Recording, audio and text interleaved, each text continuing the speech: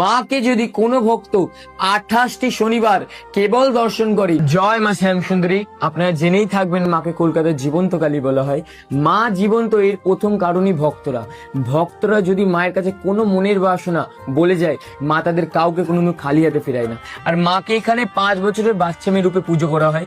এর পেছনে একটি বিশেষ ঘটনা আছে। মায়ের পুরোহিত মহালয়ার পুণ্যলগ্নে মায়ের জন্য বাজার করতে যান। বাজার করতে গিয়ে দেখেন একটা ছোট্ট বাচ্চা মেয়ে পুরো মা কালীর মতন সেজে সবার কাছে ভিক্ষা চাইছে। সবার কাছে ভিক্ষা চাইতে ঠিক আমাদের যে পুরোহিত বাজার করছিলেন তার কাছেও ভিক্ষা চায়। পুরোহিত তখন তাকে ধাক্কা মেরে ফেলে দিয়ে বলে, যা কাজ করে খা। বাচ্চা মেয়েটিও তখন গা ঝাড়ে দিয়ে বলে, আমি যদি কাজই পেতাম তো তোর কাছে ভিক্ষা চাইতে আসতাম। এই বলে বাচ্চা মেয়েটি চলে যায়, পুরোহিতও চলে যায়। মা শ্যামসুন্দরীর প্রতিটি অমাবস্যা অন্ধকারে পুজো, কোনো রকম লাইটের জিনিস জ্বলে না, কেবল ঘিয়ের প্রদীপ জ্বলে। ওদিন মহালয়ার অমাবস্যা অন্ধকারে পুজো হচ্ছে। অন্ধকারে পুজো করতে করতে পুরোহিতের হঠাৎ মন বলে যেন মা নেই, কিন্তু পুরোহিতের আবার মন বলে মা তো কালো, তাই হয়তো অন্ধকারে দেখতে পাচ্ছি না। তাই পুরোহিত ঘিয়ের প্রদীপ নিয়ে মায়ের মুখের সামনে যায়, দেখে সত্যি মা নেই। আর মায়ের নিচে শিব ঠাকুর, উনিও পুরো মৃত মানুষের মতন শুয়ে আছে।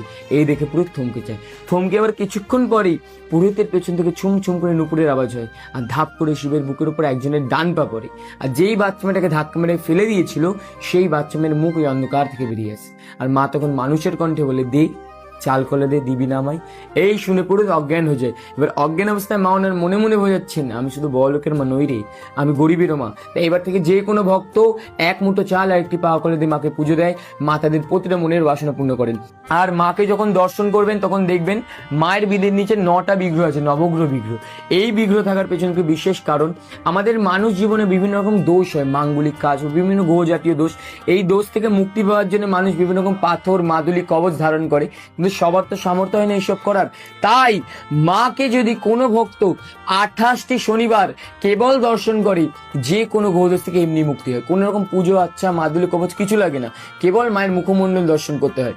আর আগামী 19শে ডিসেম্বর মায়ের মহাপ্রেত মুক্তি অমাবস্যা। এই দিন যদি কোনো ভক্ত মাকে কালো তিল আর ঘি দিয়ে পুজো দেয়, তো যত রকম ওর প্রেত দোষ থেকে মুক্তি হয়। তাই আগামী 19 তারিখ অবশ্যই মাকে দর্শন করার চেষ্টা করবেন। শ্যামসুন্দরী মায়ের স্থায়ী মন্দিরে আসার জন্য আপনার শিয়ালদা স্টেশন থেকে টাকি বয়স হাই স্কুল, তার অপোজিটে একে পয়েন্ট থেকে সোজা আসলেই মায়ের মন্দির।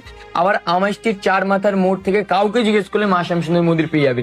মায়ের মন্দিরে প্রতিদিন 2 বেলা অন্নপ্রসাদ বিনামূল্যে বিতরণ হয়। তাই অবশ্যই যেদিনই আসবেন মায়ের মন্দিরে ভোগ প্রসাদ খেয়ে আবার চেষ্টা করবেন।